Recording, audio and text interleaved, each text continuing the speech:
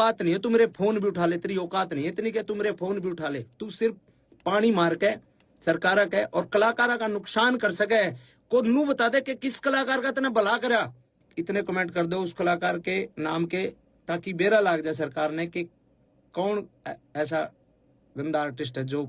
जुड़ रहे हैं फेसबुक पे भी इंस्टाग्राम पे भी बहुत बहुत शुक्रिया, बहुत बहुत धन्यवाद आप लोगों का। और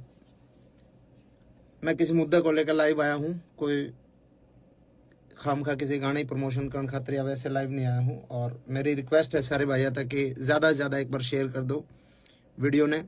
ताकि हर आदमी तक या पहुँचे बात, और ताकि प्रशासन के भी जो हमारे अधिकारी हैं बड़े, हमारे जो कुछ एक नेता हैं बड़े, जिन लोगों को हो सकता है इस बात की जानकारी ना हो, तो कहीं ना कहीं किसी तरीके से बात पहुंच जाए कि भाई मामला क्या। मामला ये है दोस्तों, ज़्यादा लेट ना करके मैं आप लोगों से शुरुआत करता हूं बात करने की। देखो, मैं इस इंडस्ट्री में मैंने कदम रखा था 15 साल पहले, 2009-10 में मैंने रिकॉर्डिंग शुरू करी थी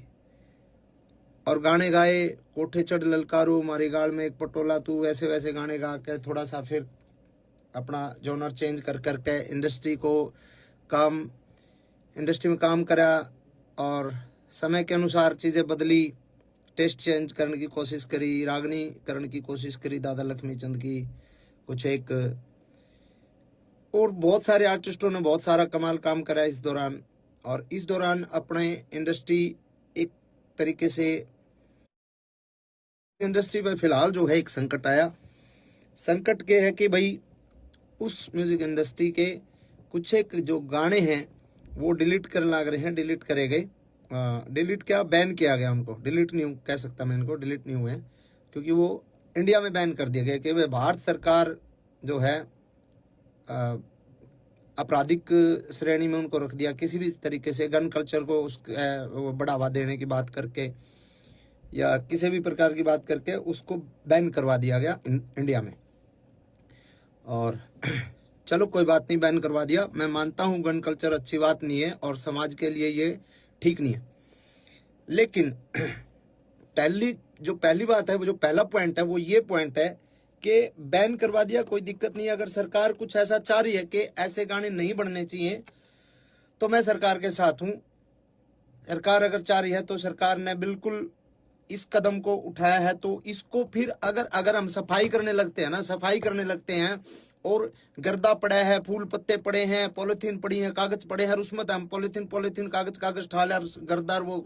पत्ते पत्ते उनमें पड़े रहे, तो उस सफाई को सफाई नहीं कहते मेरे भाई, उस सफाई को सफाई नहीं कहते। अगर सफाई करनी है तो ढंग से करो, हर कलाकार के हर तरीके से, मतलब किसी एक कलाकार को टारगेट करके आप उस चीज को मतलब उसकी सफाई नहीं कर सकते। आपको अगर सफाई करनी है, आपको गन कल्चर को खत्म करना है, तो सबसे पहले तो मेरे और हजारों गाने बचे हैं वो सबको डिलीट करो। उसके बाद सभी कलाकारों के जितने भी जो गाने हैं सबको डिलीट करो। मेरे जो बड़े गाने थे, ट्यूशन बदमाशी का था, 60 मुकदमे थे, 2 खटोले थे और जितने भी गाने थे उनको डिलीट करा। और 1-2 कलाकारों का और साथी जो छोटे मोटे कोई और माले और 1-2 गाने और डिलीट हुए हैं। नरेंद्र बघाना जी का